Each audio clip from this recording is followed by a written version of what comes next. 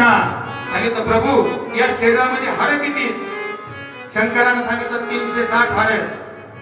विज्ञानाला गणित लागलं नाही अजून. 360 हाड आहेत. सांगितलं मग ह्या हाडांना जोडणारे सांधे किती? त्यावेळेस शंकराने सांगितलं 210 सांधे हे जोडणारे. आणि मग प्रश्न विचारला प्रभू रामचंद्राने की बाबा रे आम्हाला शरीरावर असणारे रोम किती आहेत? अंगावरचे केस. त्यावेळेस शंकराने सांगितलं 3.5 कोटी रोम आहेत. मग त्याच्यामध्ये श्मश्रू करण्याचे कातरण्याचे किती आहेत? त्यावेळेस माझ्या प्रभू रामचंद्राला सांगितलं 3.5 लाख रोम श्मश्रू करण्याचे.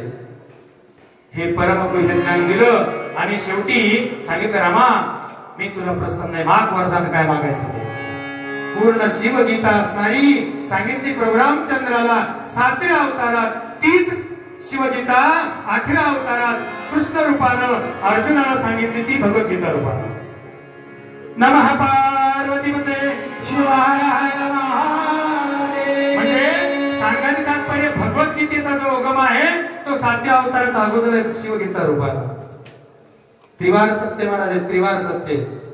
आणि मग त्या ठिकाणी सांगितल्याच्या नंतर प्रभू रामचंद्राने सांगितलं प्रभू अशाला असं हे माझी पत्नी रावणानं पडवून दिली, त्याच्यावर मला विजय मिळवायचा आणि सार्वभौमत्व मिळवायचंय.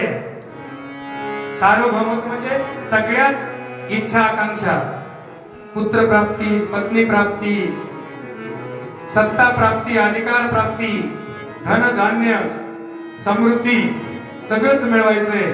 आणि शेवटी इहलोकातून जाऊन परलोकामध्येही अवस्था मिळवायची, ती तुमचं सान्निध्य. म्हणून प्रभू मला जे सर्व हितकर आहे ते द्या. आणि मग माझ्या प्रभू रामचंद्राला शंकराने तथास्तु तथास्तु तथास्तु तशा प्रकारे असो, तशा प्रकारे असो, तशा प्रकारे असो वरदान दिलं. आणि वरदान दिल्याच्या नंतर हात पुढे केला आणि पाशुपत नावाचं अस्त्र दिलं. ध्यानात ठेवा माझ्या मायवा, जेवढ्या माझ्या बहिणी माया बसलेल्या समोर, मातृवर्ग सर्व आणि माझे सर्व बांधव वर्ग, लक्षात घ्या. ज्या पशुपत व्रत केलं, जे पाशुपत नावाचं व्रत केलं, त्या पाशुपत व्रतामुळं पाशुपत नावाचं अस्त्र शंकराकडून प्रभू रामचंद्राला दान दिलं गेलं.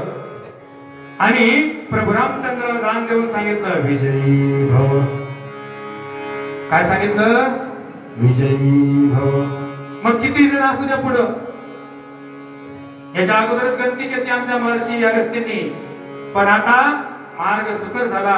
अनुक्रमे माझ्या प्रभू रामचंद्राने पाशुपत व्रतधारी राम, त्यांनी आमच्या रावणावर विजय मिळवून सर्व ऐश्वर्य संपादन केलं. त्याला पाशुपत नावाचं व्रत म्हणावं. नमः पार्वतीपते शिव हर हर हर.